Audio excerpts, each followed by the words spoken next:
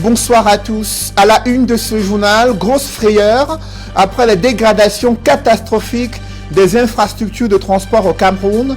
Après un éboulement de terrain, l'axe Babadjou-Bamenda a été coupé en deux, bloquant la circulation entre deux régions du pays. En plein centre-ville de Bamenda, la route s'est effondrée, provoquant des accidents. Une scène similaire s'est produite sur l'axe Douala-Bonepoupa-Yabassi, survenu à la suite des pluies diluviennes. Ces graves incidents suscitent des interrogations sur la qualité des travaux d'aménagement et d'entretien routier effectués au Cameroun. À suivre dans ce journal, une série de reportages faisant le point sur ces axes névralgiques et les réactions du ministre des Travaux publics. À la veille du match Cameroun-Cap-Vert, comptant pour l'éliminatoire de la CAN 2022, une controverse est née autour de l'affaire de l'adresse électronique pour la convocation du joueur Eric Maxime Choupo-Moting. Son agent déplore un complot visant à l'écarter de la sélection fanion de football. L'Africa Foot réagit, estimant qu'il a plusieurs fois boudé l'équipe des Lions indomptables du Cameroun. Qu'en est-il concrètement? Enquête à suivre dans ce journal.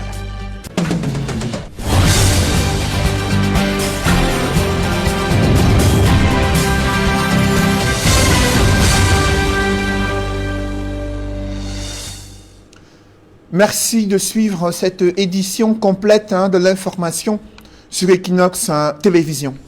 D'abord, le calvaire des usagers qui ont emprunté l'axe Babadjou-Bamenda après un éboulement de terrain survenu dans la nuit de mercredi. Ils ont passé la nuit à la Belle Étoile, bloqués sur cet axe coupé en deux durant plusieurs heures.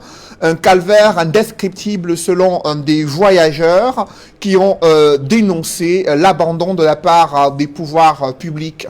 Reportage signé Raphaël Tcheko, Théophile Tchounke et Kediara. Des bus et autres véhicules de transport stationnés le long de cette route en construction. Des passagers forcés de descendre pour constater par eux-mêmes le triste spectacle qui s'offre à leurs yeux. Une route totalement divisée. Nous sommes sur la nationale numéro 11 qui relie l'axe Bamenda à Babadjou.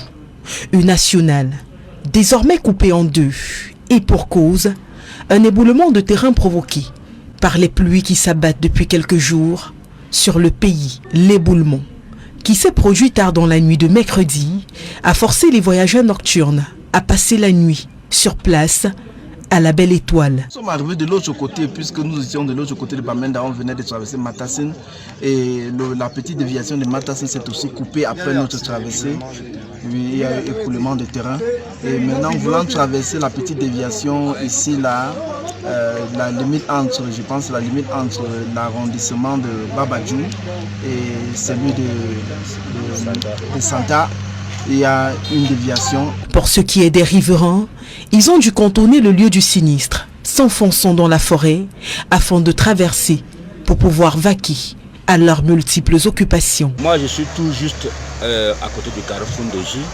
Bon, pour traverser, il va falloir que je contourne, je traverse dans l'eau, avec tout le risque qu'il y a dans cette saison de pluie, que je travaille dans l'eau.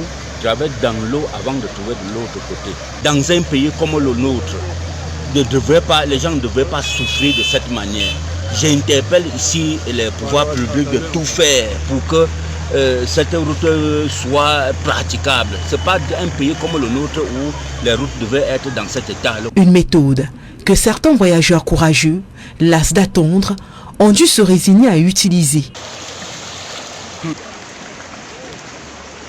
Le préfet des Bamboutos, informé, a fait une descente sur les lieux afin de trouver des solutions à ce problème aux grosses répercussions économiques, mais également sociales. Déjà que hier j'étais ici avec le ministre des Travaux publics, mais la route n'avait pas encore lâché. Donc c'est bien après le départ du ministre des Travaux publics qu'on m'informe de ce qu'il y a rupture totale de cet axe et particulièrement de cette déviation. Alors hier nuit, nous avons pris des dispositions avec l'entreprise captée. Je dois dire ici que c'est l'entreprise Sogea Satom qui était en charge de ces travaux. Je pense que si cette entreprise a pris le soin de remblayer, là vous voyez là derrière, on n'en serait pas là. Donc le ministre, après de nombreuses mises en demeure et à la suite de nombreuses plaintes des usagers, a pris sur lui, n'est-ce pas, Au moment où nous bouclons ce reportage, la circulation avait déjà été rétablie pour les petits véhicules sur l'axe Bamenda-Babadjou. Il faut dire que le mois passé, lors des concertations de la revue des chantiers d'infrastructures routières animée par le ministère des Travaux publics, le directeur général de la SATOM, l'entreprise en charge des travaux de construction de cette voie, avait promis le redémarrage des travaux de cette route évaluée à 52 km. C'est en août 2018, à l'issue d'une attaque de son chantier, attribué au Amba Boys, que l'entreprise avait dû suspendre ses activités. Son matériel avait été détruit.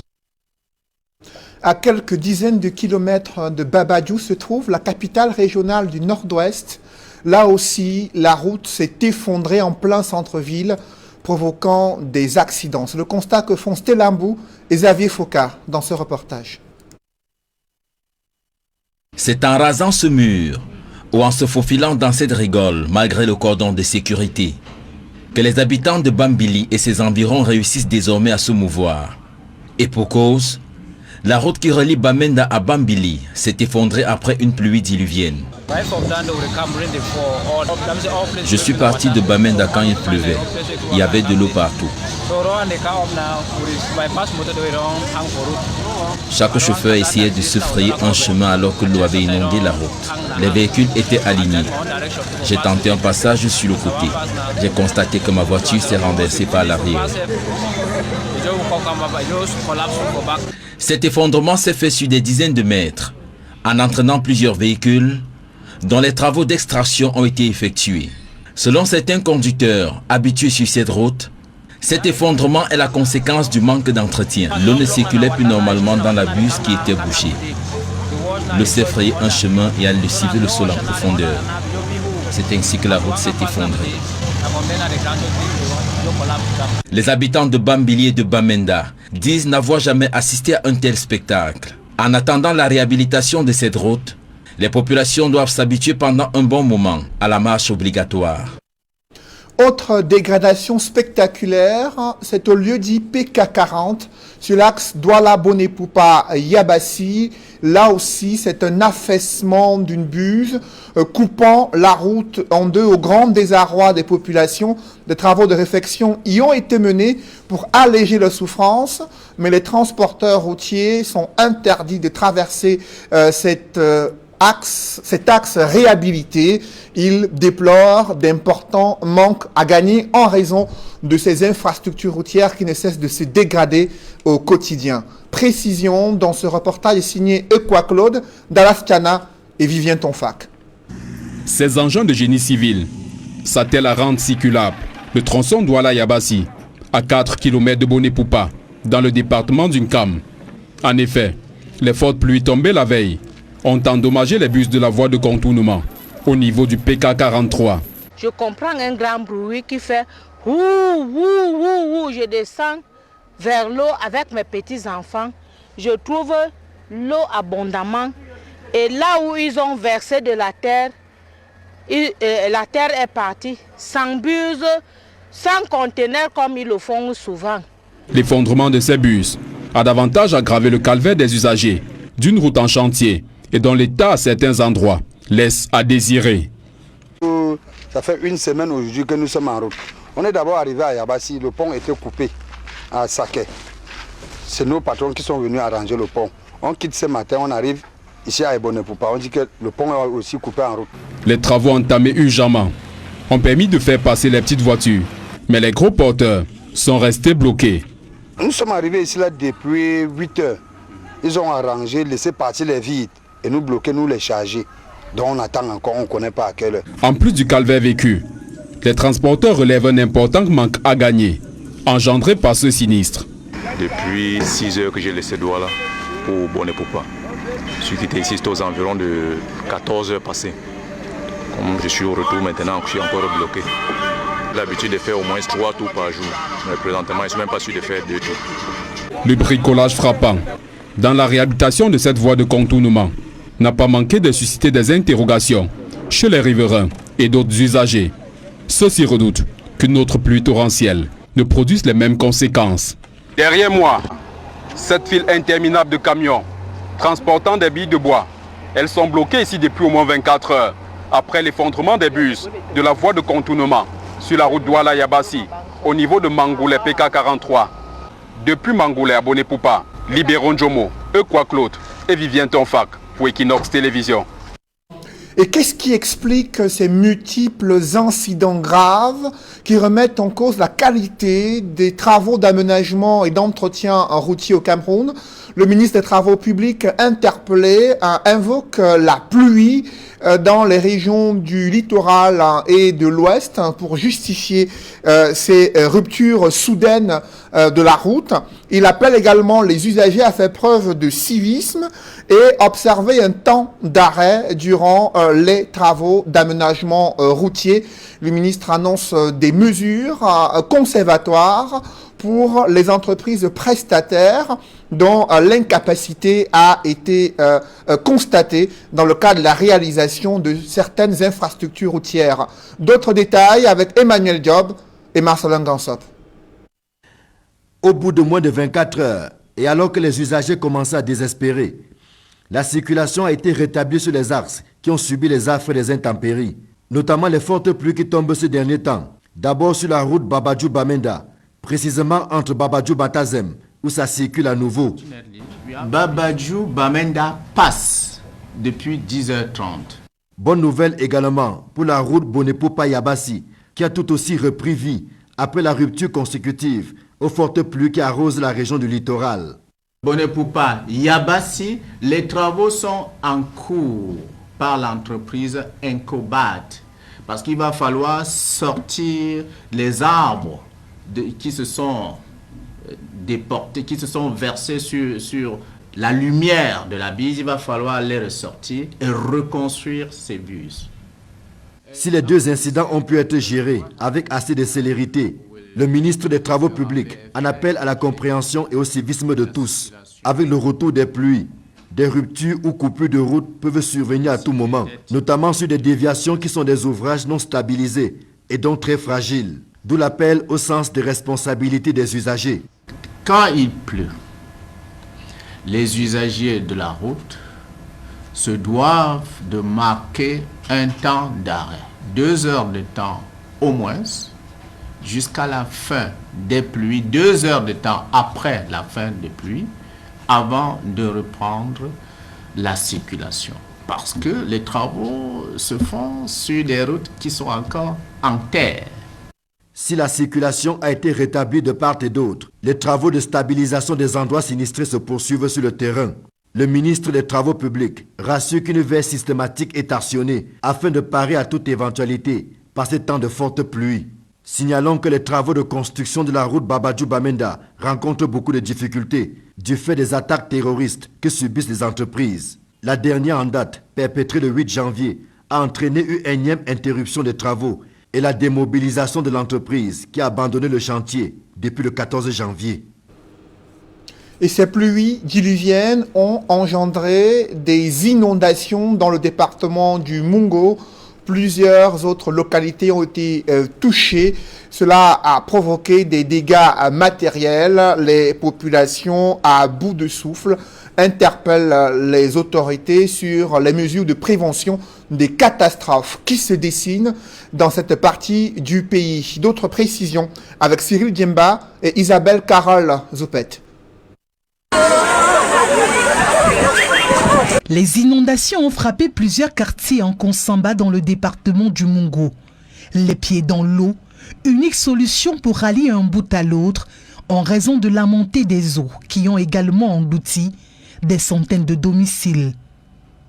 Bien qu'aucune perte en vies humaines ne soit enregistrée, les dégâts matériels sont énormes. Les populations, vivant désormais à la Belle Étoile pour la plupart, ne savent pas à quel sens se vouer. Je vous ai montré ma maison. Je vous ai montré ma maison. Je ne dors pas dedans quand il pleut. Je vais vivre par comment? Mes enfants vont vivre comment? Je vis comment? Je vais entrer dans mon moteur. Oui. Moi, je n'arrive pas à démarrer ma moto. Encore vos autorités, dites-le que ce n'est pas chez nous en bas. Si vous voyez que c'est l'endroit n'est pas pour nous, qui viennent de nous dire, chacun sort de là, on trouve une zone de rasement, on loge là-bas. Que les hommes mourir. Nous sommes dans un pays en danger. Construction anarchique, absence de drains, incivisme des populations sont entre autres causes de ces inondations enregistrées ici au quartier 5 et 8 à la suite des pluies torrentielles qui se sont abattues dans la localité ces derniers jours. Les maisons qui sont directement sous les drains d'eau là, normalement il fallait les détruire pour laisser un grand passage pour les prochains jours parce que ce n'est qu'une des pluies de plus aujourd'hui là. Dépêchés dans les zones sinistrées, les autorités tentent de rassurer les populations durement éprouvées. Et les populations sont là, on ne sait pas comment est-ce qu'on va passer cette nuit d'aujourd'hui. C'est véritablement, il dit bien, catastrophique, c'est le mot qu'il faut dire. Donc je ne sais vraiment pas comment je vais faire.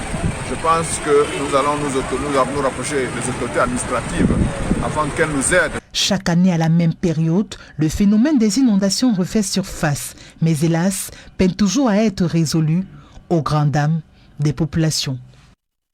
Plan des infrastructures routières, suite à la carence, au constat de carence de l'entreprise française Sogea Satom sur la section Babadjou-Matazen, le ministre des Travaux publics a décidé de mobiliser une nouvelle entreprise prestataire et une mission de contrôle pour des travaux d'urgence sous la supervision du délégué régional des travaux publics pour la région de l'Ouest. Les parties prenantes ont examiné séance tenante la consistance des travaux ainsi que les ressources humaines et matérielles nécessaires pour assurer la continuité de la circulation en toute sécurité sur l'axe Babadjou-Matazen. C'est la substance d'un communiqué du ministère des Travaux publics.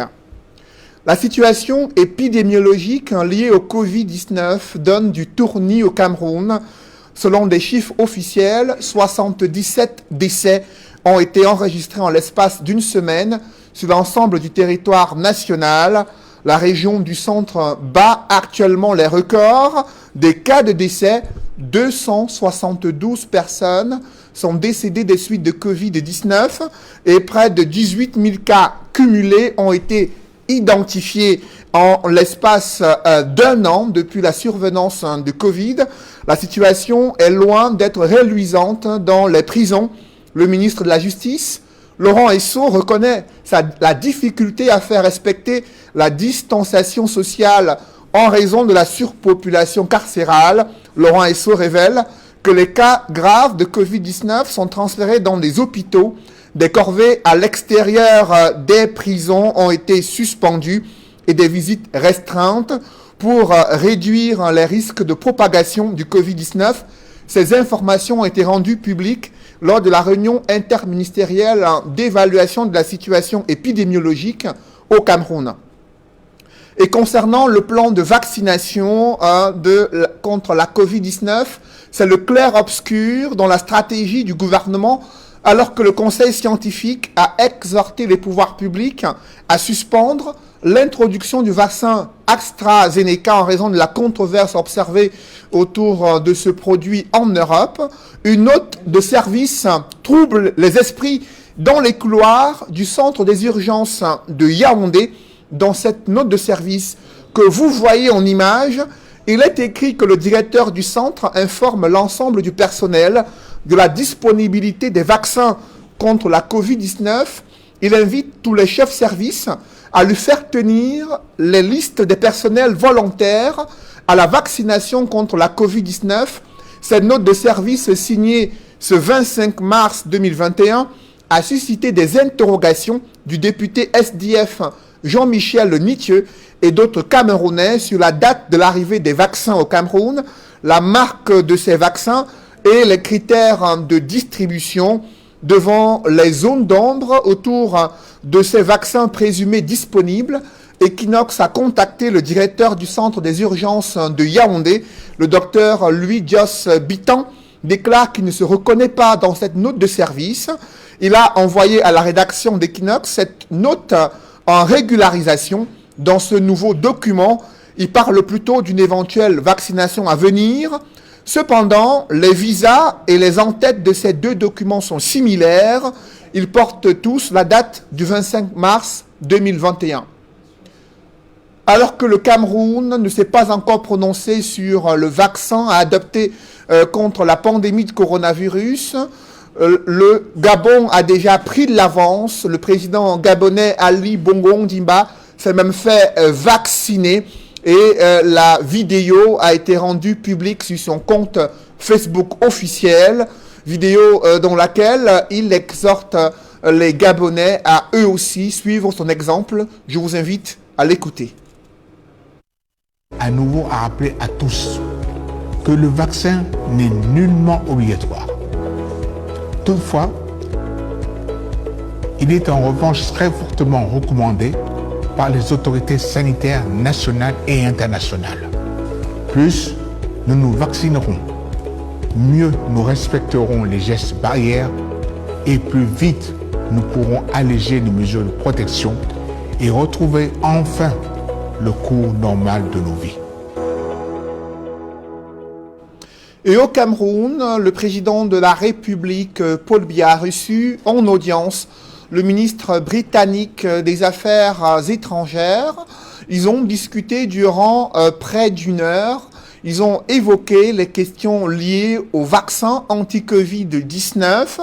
Le ministre britannique des Affaires étrangères a annoncé au terme de cette audience que le Cameroun va bénéficier des facilités COVAX, lesquelles facilités intègrent le vaccin britannique AstraZeneca. Les deux personnalités ont également évoqué la situation dans les régions du nord-ouest et du sud-ouest.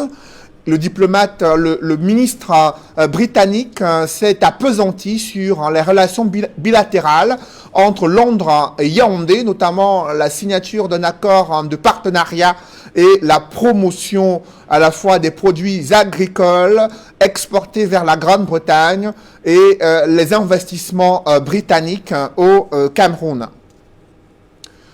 Revenons sur ces événements tristes qui ont marqué les Camerounais et plus précisément ceux de Njombe Pendia, le dernier voyage du maire Paul-Éric Kingé, suscitant la consternation et l'émoi entre la ville de Douala où la mise en bière s'est déroulée et son inhumation dans la ville de Njombe Pendia. Des précisions dans ce reportage signé Keddiara. C'est une journée du 24 mars, lourde, en amertume et en désespoir, que les populations de la commune d'arrondissement de Njombe Pendia ont connu. C'est très tôt qu'elle va commencer à l'hôpital Akantini de Douala avec la levée de corps de l'homme politique décédé brusquement ce lundi des suites de Covid-19. Pour lui rendre un dernier hommage, ses homologues maires, des hommes politiques, des représentants de l'administration. Au sortir de l'hôpital, il y a quelques jours, signalait qu'il avait été victime du Covid et que ça allait déjà. Et il a replongé pour que cette fois-ci, la mort ait raison de lui. Mais nous retenons de lui un homme politique qui a animé la scène politique camerounaise et nous pouvons simplement transmettre par cette voie les condoléances de la République à la famille éplorée. Ensuite, déploiement du cortège mortuaire en direction de Pendia, où la population est déjà groupée pour attendre celui en qui elle avait fondé tous ses espoirs, son héros.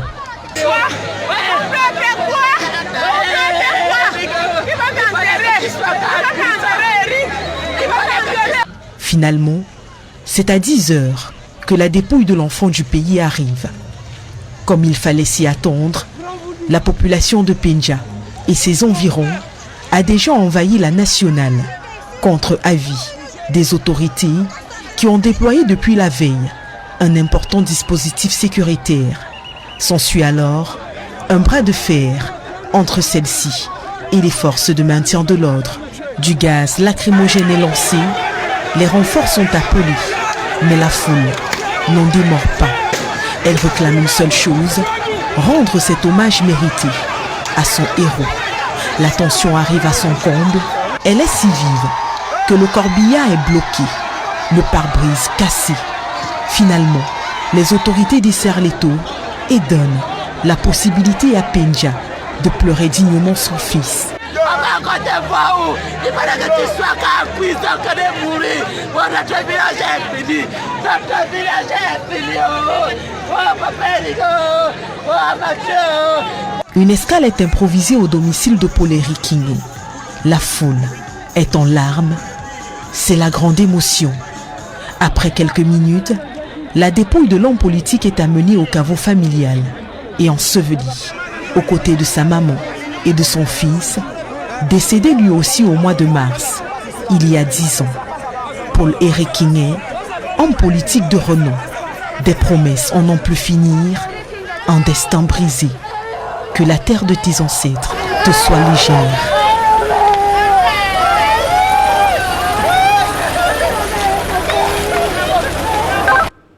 Dans les coulisses de ces obsèques, évoquons à présent ce qui s'apparente au dernier meeting politique de Paul Eric Kinge avec cette foule de sympathisants et populations venus lui rendre un dernier vibrant hommage et une inhumation qui s'est déroulée sous fond de tensions et autres faits marquants captés par nos reporters Jacquino Molon et Julienne Berthe-Bissaille. Dès l'arrivée de la dépouille de Paul Eric Kinge dans sa commune de Ndjombe-Pendja, c'est un membre de sa famille qui bloque le corbillard, exigeant que le cercueil de leur frère fasse escale au domicile du défunt. Une étape non prévue dans le programme, en raison de son décès de suite de Covid-19. Face à la fermeté des autorités mobilisées pour la circonstance, la population insiste.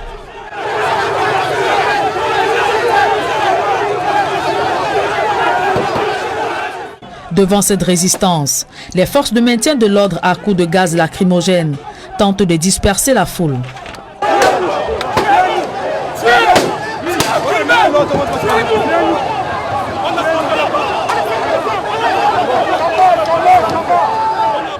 Le face-à-face dure une trentaine de minutes. Quelques instants plus tard, un compromis est trouvé et le corps de Paul Eric Kinge est à son domicile pour une poignée de secondes. Puis, direction sa dernière demeure pour l'éternité. Fait curieux à la tombe, ce n'est pas l'équipe médicale qui procède à sa mise en terre comme l'exige la procédure pour les décédés de Covid-19. Mais ses proches, dans la foule compacte, aucun respect des mesures barrières. Certains étouffent comme cette dame, transportée à l'hôpital. Le défunt s'en est donc allé pour un voyage sans retour, après avoir été honoré par les habitants de Ndjombe-Pendja, chacun à sa manière.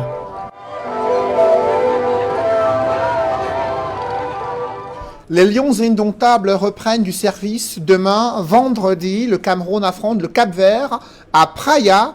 Ce match comptant pour les éliminatoires de la CAN 2022 se dispute sans Eric Maxime Choupo-Moting.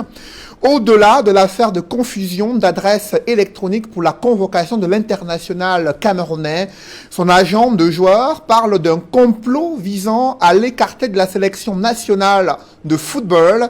Interpellé, la FECAFOOT estime que l'attaquant de Bayern de Munich en Allemagne est reconnu pour bouder la sélection fagnon de football. Mais que s'est-il réellement passé pour qu'il ne se retrouve pas dans la tanière des Lions indomptables? Élément de réponse avec Joël Essengue et Aïk Cyril. La polémique enfle au sujet de l'absence de Eric Maxime Choupo-Moting dans la tanière, alors que les Lions indomptables redescendent dans l'arène dans le cadre des éliminatoires de la CAN 2022.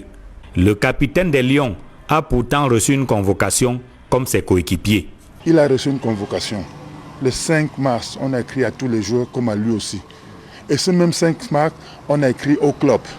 Mais le mail qu'on a envoyé au club, c'était une fausse adresse d'email. Ce mail n'est pas arrivé. Et c'est quand Choupo-Moting a répondu à la FECAFOOT le dimanche, avant qu'on ne publie la liste le mardi, que la FECAFOOT s'est rendu compte que le mail n'est pas arrivé. Puisque Choupo-Moting m'a dit à moi que Bayen dit n'avoir pas reçu de mail. Le joueur a donc reçu une convocation, mais pas son club employeur. Une erreur que la FECAFOOT reconnaît, d'autant qu'elle est humaine, dit-elle. Moi, je pense que on s'attarde souvent sur ce qui, ma foi, oui, ne marche pas. Mais vous voyez quand même, si on a 35 ou 40 convocations à envoyer, et que pour une raison ou pour une autre, Outlook pourrait ne pas envoyer, on s'en va jamais savoir. Et pourtant, on est en communication avec le coach, il travaille, donc s'il doit venir, il viendra. Les clubs eux-mêmes savent que ça peut arriver. Après s'être fendu en excuses, la FECAFOOT dit avoir envoyé la convocation, cette fois à la bonne adresse du Bayern de Munich. M. Salomon Elémé, ce même jour, 2 heures de temps plus tard, a répondu à Kathleen Kruger en lui indiquant, en lui envoyant donc le mail initial, mais cette fois à la bonne adresse telle que indiquée par Kathleen Kruger elle-même. Donc, le Bayern a bel et bien reçu cette convocation-là. Mais lorsque le sélectionneur publie la liste des joueurs le 16 mars dernier, le nom du capitaine n'y figure pas. La FECAFOOT explique. Salomon Elémé, dans son mail, indique bien au Bayern de Munich que le coach donnera sa liste demain. Et donc, il serait bien que vous puissiez répondre favorablement, bien entendu, à la sélection nationale du Cameroun. Sauf que la réponse n'est pas venue. L'explication donnée par la FECAFOOT peine à convaincre l'agent du joueur. Le team manager Olembe a écrit une lettre d'excuse au Bayern parce qu'ils se sont trompés des mails. Alors, dans cette lettre d'excuse, ils ne peuvent pas avoir envoyé une autre convocation parce que la FECAFOOT dit ils ont envoyé, ils ont rectifié, ils ont envoyé le mail. Oui, vous avez rectifié, vous avez laissé les 37. C'est ce qui était là depuis. Alors, maintenant, quand vous avez convoqué les 25, il fallait convoquer les 25, mettre le nom de Choupo-Moting dedans et que personne ne réponde pour qu'on l'enlève. Sur la base de ses propres constats, l'agent pense qu'il y a un problème Choupo-Moting au sein de la sélection nationale. Je constate qu'il y a un problème, mais je ne sais pas lequel problème. C'est ça qui m'étonne. Parce qu'en fait, quand on a convoqué les 37, on n'a pas demandé à Choupo-Moting avant. On n'a pas demandé au Bayern avant. On convoque. Et si maintenant, vous ne voulez pas libérer le joueur, vous écrivez, vous dites non. Y aurait-il donc un plan pour pousser le capitaine hors de la sélection? Si l'agent du joueur semble convaincu, à la FECAFOOT, on botte en touche cette idée en narguant que Choupo-Moting lui-même s'est souvent mis en marge de la sélection. Il n'y a pas, du point de vue de la FECAFOOT, de problème Choupo-Moting. On aurait pu évoquer quelques situations qui méritent d'être portées à l'attention de l'opinion publique. Le coach est quelqu'un de très discret, Antonio Conceição, mais il fait ses observations de façon très sibylline. Et il a remarqué qu'il n'a pas souvent eu l'occasion d'avoir à sa disposition Choupo-Moting et que plusieurs fois quand il a convoqué, il ne s'est pas toujours présenté aux convocations. Le Cameroun affronte le Cap-Vert, puis le Rwanda dans le cadre des éliminatoires de la CAN 2022. Les 2 matchs se disputent sans Eric Maxime Choupo-Moting. Sur les raisons de l'absence du capitaine dans la tanière, la FECAFOOT et l'agent du joueur se renvoient la responsabilité. N'est-ce pas cette entame de match? Messieurs, c'est la fin de ce journal. Merci de l'avoir suivi. Juste après cette édition de 20h, retrouvez Serge Alain Autou et ses invités pour le débrief du journal sur le plateau d'Equinox Soir. Serge Alain. Voilà, les fortes précipitations qui sont tombées hier sur le territoire camerounais ont fait de nombreux dégâts, surtout par rapport aux chantiers routiers. Et des axes névralgiques. D'abord l'axe Babadjou-Bamenda coupé en 2 après un effondrement de terre. Le même constat fait sur l'axe Douala-Boné-Poupa et en plein centre-ville de Bamenda. Le ministre des Travaux publics s'appuie sur ces pluies pour justifier cet éboulement des terrains et déplore l'incivisme des usagers qui insistent pour traverser ces axes routiers durant les pluies. Mais du côté des usagers, l'on s'interroge sur la qualité des travaux d'aménagement et d'entretien routier effectués jusqu'ici au Cameroun. Voilà, c'est dans l'essentiel. Equinox Soir, deuxième partie. Bonne soirée à vous, Cédric. Je vous souhaite une bonne soirée, Serge Alain. À très bientôt. À très bientôt, Serge Alain. Madame, Messieurs, dans un instant, la suite, Equinox Soir.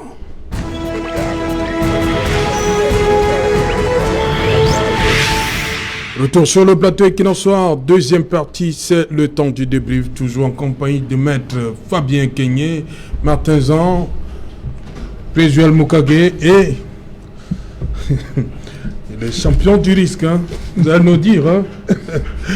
Dites-nous, Elie Tchobman, vous avez regardé les images, vous avez suivi l'ingénieur de la République, c'est Nganou Messi. Vous avez été convaincu par ce qu'il a dit. Comme a dit Cédric, hein, l'incivisme des populations.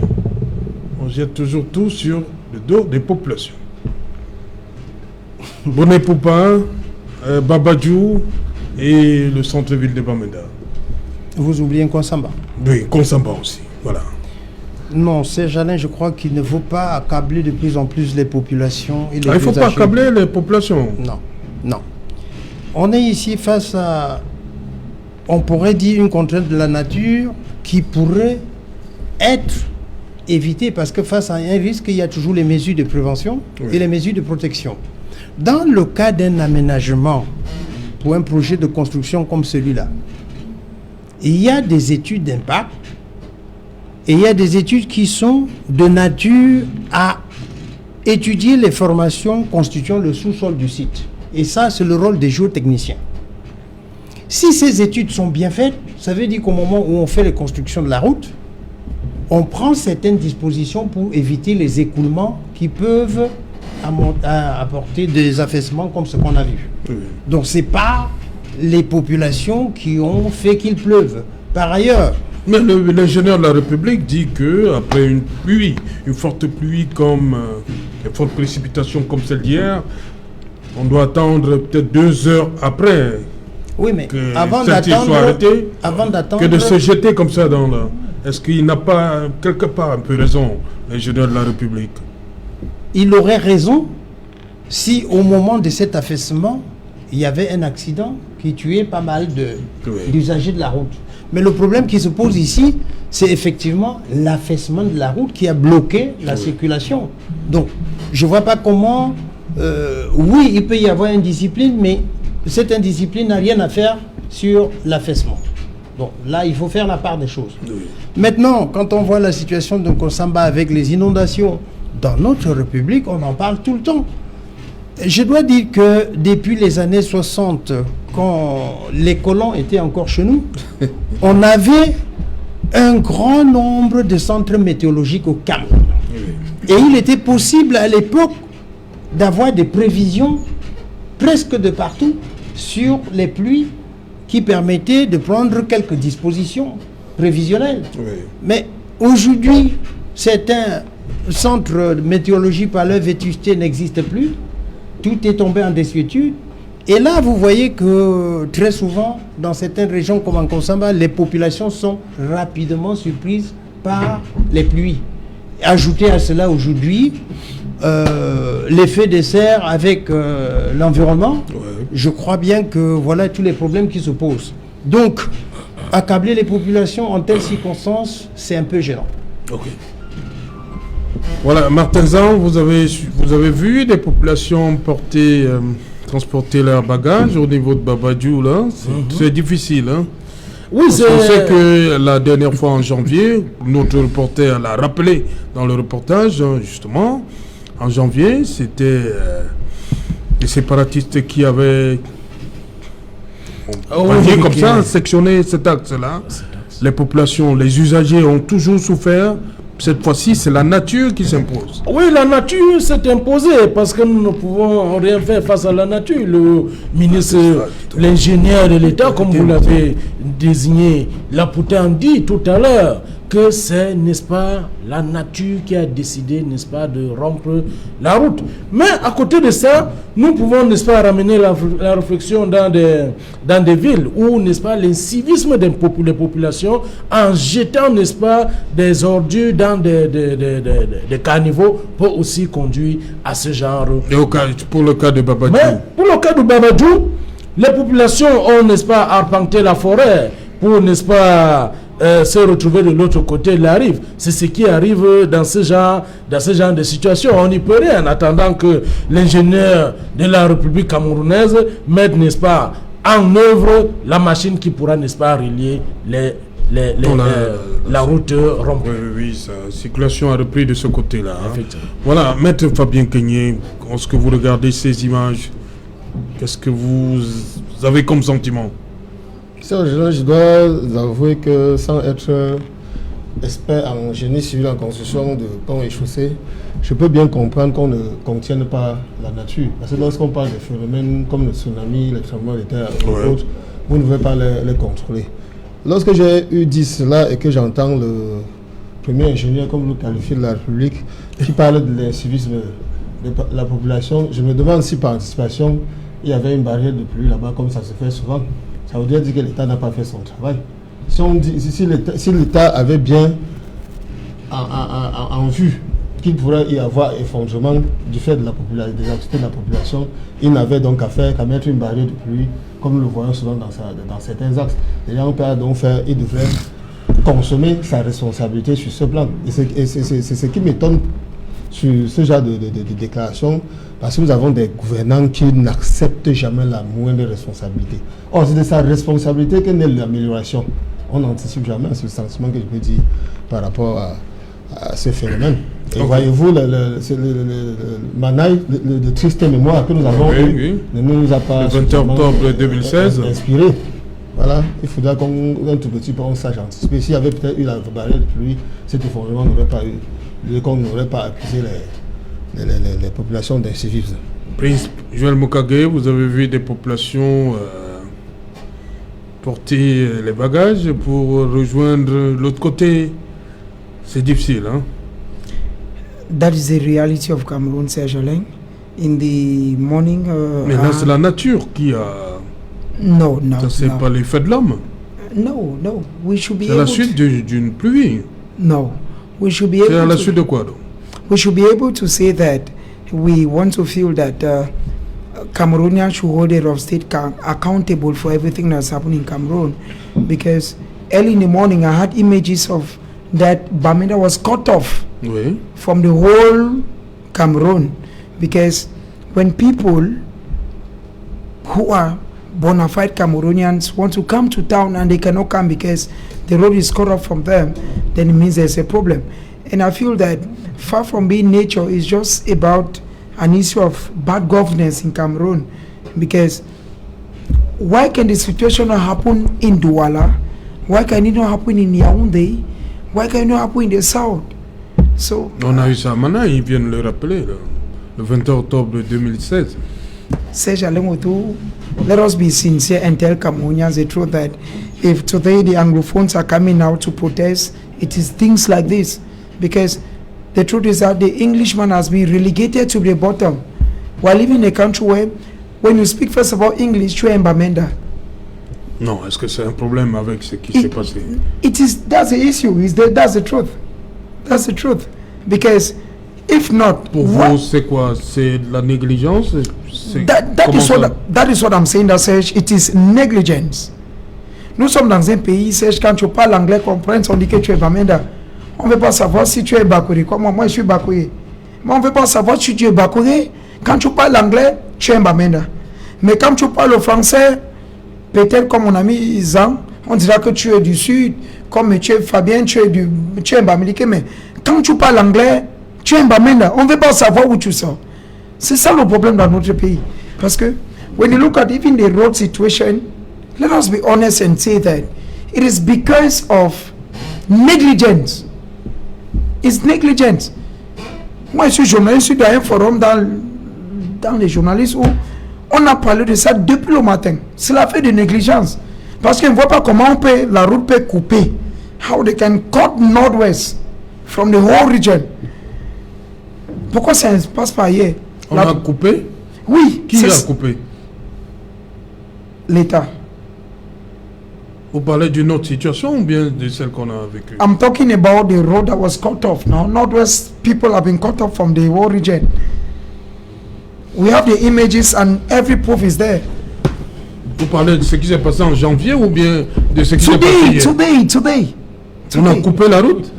The whole road, the whole Northwest is cut off from the whole region. Non, vous dites qu'on a coupé. Qui a coupé? C'est Jalin. Il a parlé de l'État. C'est l'État.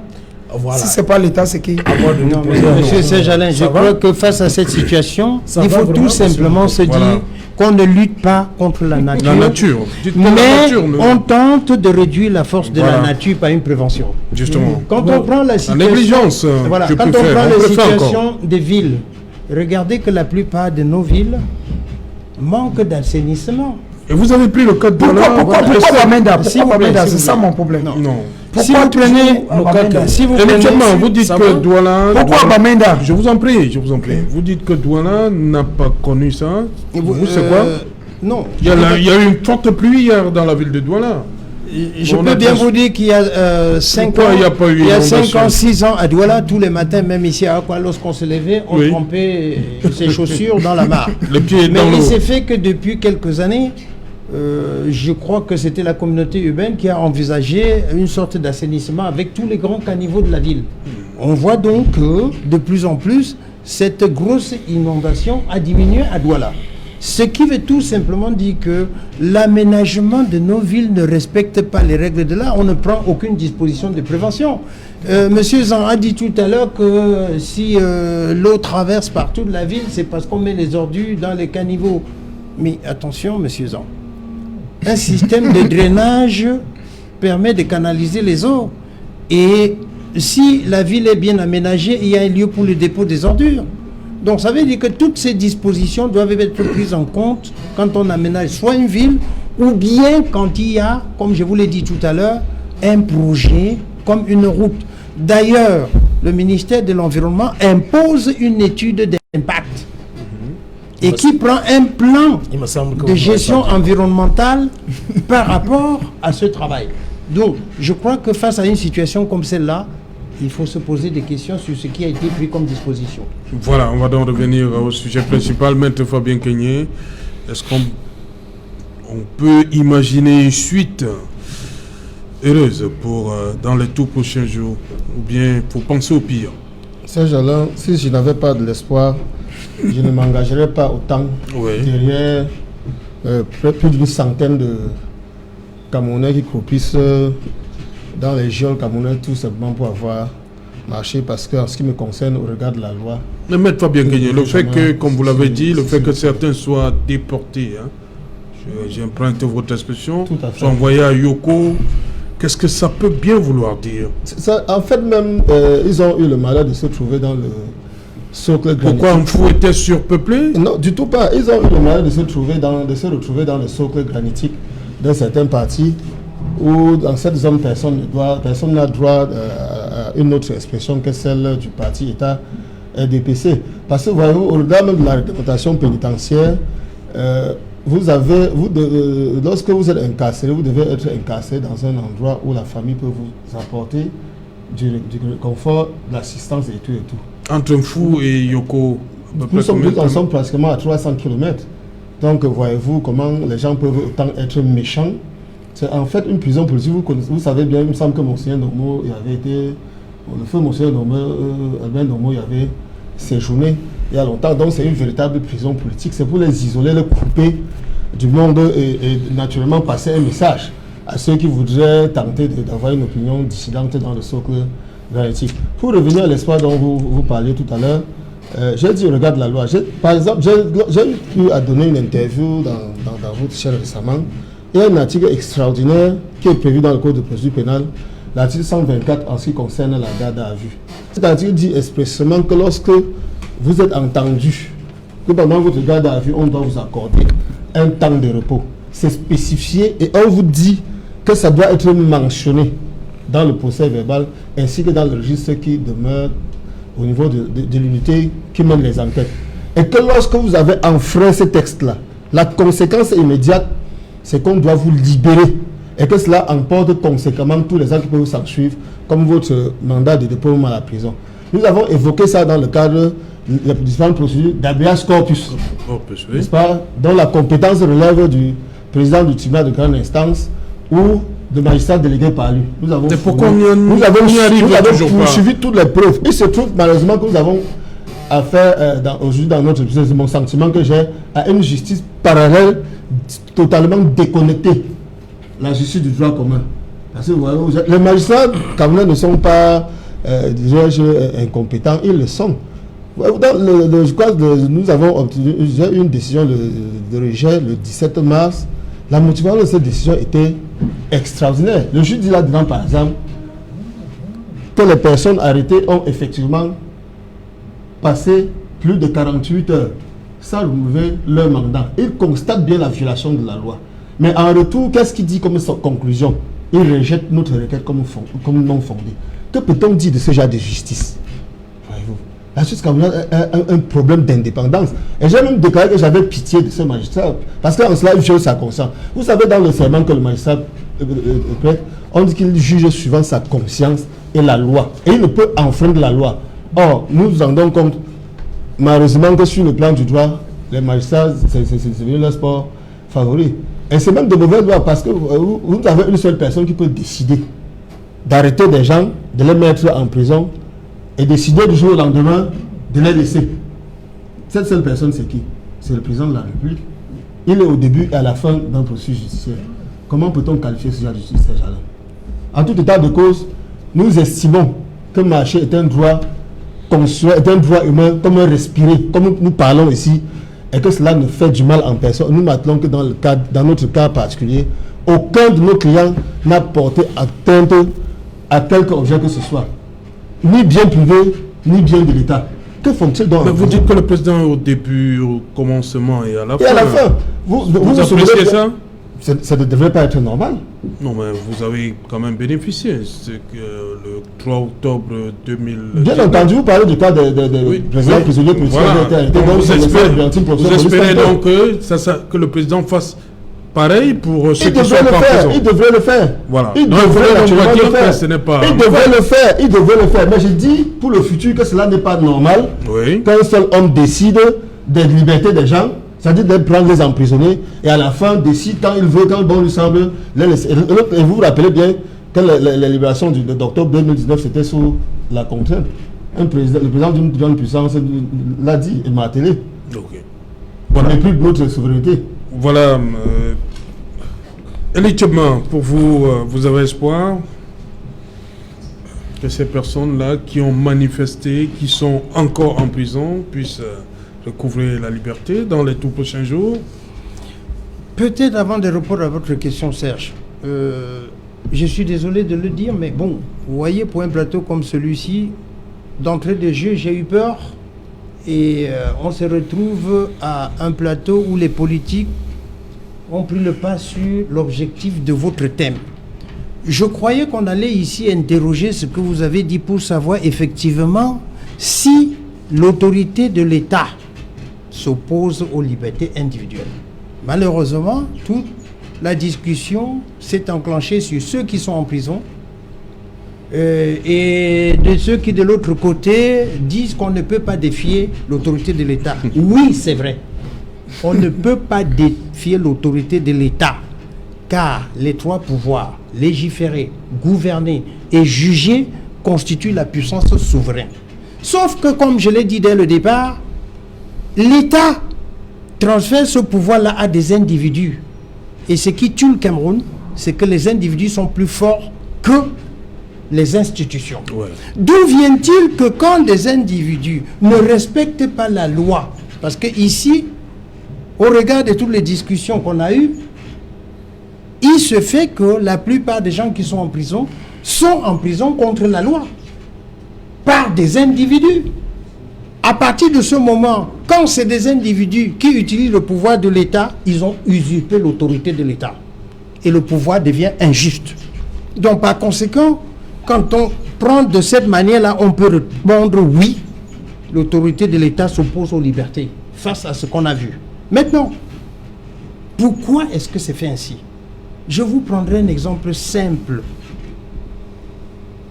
Monsieur Serge Alain, le 22 septembre 2020, je suis resté devant ma télévision en me disant qu'est-ce qui va se passer. Pour moi, le 22 septembre, c'est le meilleur jour de ma vie pour l'histoire du Cameroun. Parce que j'ai vu ce que je n'ai jamais vu depuis toute mon enfance. Au temps des colons, quand il y avait les militaires, il y avait les couvre-feux, on matait nos parents devant nos yeux, personne n'avait à dire, il y avait des armes qui étaient tendues sur nos parents, on ne parlait pas. Mais ce 22 septembre, qu'est-ce que j'ai vu à travers la télé et en Dokoti? Des policiers parlant aux manifestants, orientant les manifestants, discutant même et en essayant de dialoguer pendant au moins une trentaine de minutes. Je ne retiens que cette phase pour dire il existe des militaires au Cameroun, patriotes, il existe et les Camerounais sont patriotes. Et le ministre, je vous coupe pas, le ministre pour la Tangandji, dans son message aux 3 gouverneurs, demandait à ces gouverneurs de prescrire, comme d'habitude, le professionnalisme aux forces de maintien de l'ordre lors des opérations de maintien de l'ordre, en dépit des actes de provocation dont ils font souvent l'objet. Oui, vous avez vu, vous dites que ce jour-là, vous avez vu. Ils ont été professionnels, monsieur Serge Alain. Comment on en vient donc à ce qu'on arrête encore? On en vient là tout simplement. Et je dis très bien, si on avait laissé ces gars manifester, parce que la loi le prévoit, la loi donne des mesures de prévention en disant, si jamais vous estimez qu'il y a un problème sur leur parcours, vous pouvez le changer. Les mesures de protection, l'autorité de l'État en a. On peut utiliser les pompiers, on peut utiliser tout pour canaliser. Mais seulement, la même loi dit que si on enfreint, on sera pénalement puni. Comment est-ce que l'État ne peut pas réunir des gens par protection et laisser? Parce que la personne qui aura commis des dégâts en ce moment-là, je crois bien que les termes de manque à gagner ou bien, je ne sais pas, les dommages, on pourrait arrêter et imposer à ceux qui ont fait des casses de payer. Tout à fait. Alors, d'où vient-il donc que des gens qui manifestent, après on n'a pas vu des casses, ils sont en prison? Je ne crois pas que c'est l'État qui donne l'ordre, mais c'est des individus qui décident. Et vu dans ce cas-là, il va falloir que dans notre pays, l'individu cesse d'être plus fort que l'État. Et à titre d'exemple, si vous arrivez dans un commissariat, excusez-moi Serge Alain, le bureau du commissaire à lui seul a des toilettes qui peuvent coûter tous les bureaux. De la même manière, si vous allez dans un ministère, vous entrez dans le secrétariat du ministre, tout ce qui est mis en place pour la seule personne dépasse tous les investissements qui sont faits pour tous les autres collaborateurs. Oui, monsieur Serge Alain, j'ai eu l'occasion d'être dans une université où le recteur s'alignait pour prendre son repas au restaurant, à la cantine, comme nous autres. Et j'en ai été marqué. Quand nous aurons compris dans notre pays que l'institution dépasse l'individu, alors les libertés individuelles seront respectées. Matanza, votre mot de la fin, rapidement. Oui, mon mot de fin, c'est que, contrairement à tout ce que des copanélistes ont eu à dire, comme quoi on a arrêté des citoyens, mais je vais vous faire comprendre, lorsqu'on enfreint la loi... On ne les a pas arrêtés? Ils ont même été déférés à la prison de Mfou et encore à Yoko, mais je vais vous faire comprendre une chose. Lorsqu'on enfreint la loi, que ce soit au Cameroun, que ce soit en France, il y a eu le cas des gilets jaunes qui sont sortis la loi pour défier l'autorité de l'État. Les gilets jaunes ont été réduits. On a sorti les chars, les Kalachnikov. On a mis l'armée dehors. L'armée a massacré. Nous avons ces photos. Mais l'État du Cameroun est resté droit, debout dans ses bottes. L'armée est professionnelle au Cameroun. L'armée a massacré en France? En France, nous avons, tout le monde entier est au courant de ça. Nous avons vu des Français avec du sang, avec des blessures, avec des membres cassés. Il y a même eu une émission sur TF1 où on a monté des Français, des gilets jaunes qui ont eu des yeux crevés. Nous avons vu cela aux États-Unis. Ceux qui sont allés à la Maison Blanche pour défendre Trump, ils ont été arrêtés. Ils n'ont pas compris que les libertés ont une limite. Dans le cas d'espèce. Revenons donc au Sénégal. Allons-y, vous étiez en France. Et même au Sénégal, on ne nous dit pas, parce que nous ne sommes pas au Sénégal. Il y a des choses qui sont passées. Personne ne sait ce qui s'est passé au Sénégal. Nous parlons seulement parce que nous sommes au Cameroun. Mais on ne peut pas nous dire ce qui s'est réellement passé. Les images ont été publiées au Sénégal. Permettez-moi de continuer.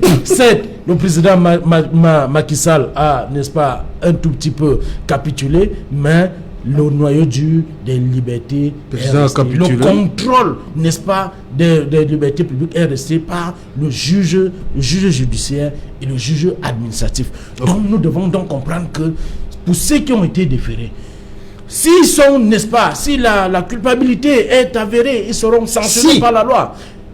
Le procès est encore en cours. Et en plus même, nous ne devons pas commenter, n'est-ce pas, le procès en cours. Merci. Rapidement, Joël Mukage, 30 secondes. Yeah, the issue is that I was saying something before now that if we are actually in a democratic country, then people have the right to protest.